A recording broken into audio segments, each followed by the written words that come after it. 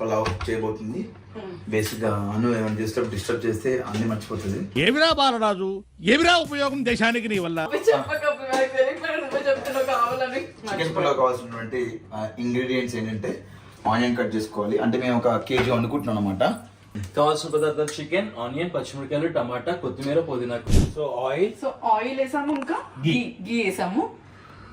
Oil వచ్చేసి 3 table spoons కదా, 3. మిర్చి పౌడర్ అండ్ ధనియాల పొడి అండ్ సాల్ట్ వేసుకున్న తర్వాత ఇలా మొత్తం మిక్స్ చేసుకోవాలి.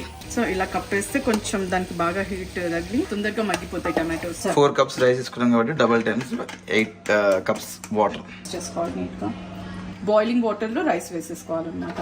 ఆల్రెడీ నానబెట్టేసుకున్న రైస్ అయిపోవాలి.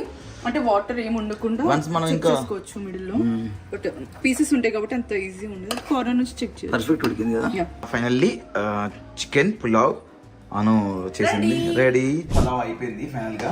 ఇంకా టేస్ట్ చేయడం కన్నా ఆసని టేస్ట్ చేయ ఒకసారి. బాగుందా? వావ్, ముందులో అలా పీస్ కూడా వేసుకుంటే ఇంకా బాగుంటది. బాగుంటది అంటే